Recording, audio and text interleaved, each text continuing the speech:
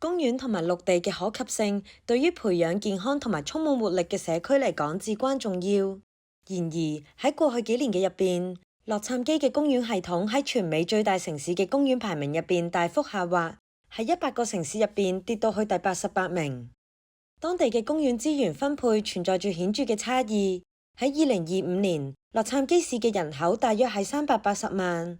當中有接近40%嘅居民冇辦法喺10分鐘之內由屋企步行去到公園。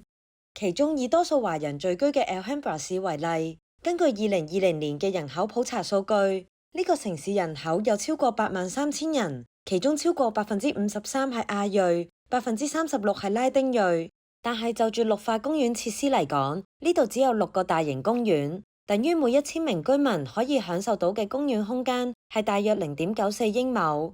呢個甚至遠低於洛杉磯市嘅平均水平，而居住喺 Alhambra 嘅 Yuki 就比較幸運，佢屋企距離該市嘅 Almanza 公園只有5分鐘車程，所以佢每個禮拜都會帶小朋友嚟呢度。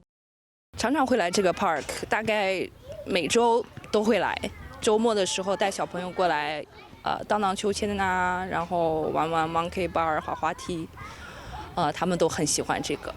然後有的時候也可以遛狗，在這邊很多草地啊，綠化。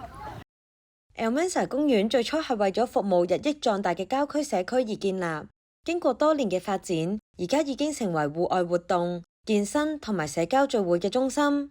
公園設有遊樂場、野餐區以及一個小型嘅湖泊俾民眾觀賞鳥類。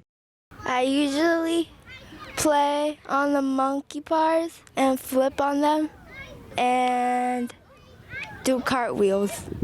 根據 Alhambra 市網站指出， Almanza 公園同一時間可以最多容納60人。如果人一多起上嚟，小朋友玩遊樂設施嘅時候就可能需要排隊。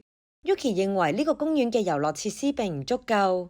目前來說，這個還可以再增加一些其他的遊樂設施，去適合不同年齡段的小朋友。現在所有的小朋友都集中在一起，其實有一點 crowd。洛杉磯平均每1000名居民就只係擁有3.3英畝嘅公園空間，低於高密度城市嘅全國中位數6.8英畝。呢啲差異喺有色人種社區入邊更為明顯。喺洛杉磯，亞裔社區平均每1000人就只係擁有0.3英畝嘅公園土地，拉丁裔同埋非裔社區分別係0.6英畝同埋1.7英畝。天下衛視記者採訪報道。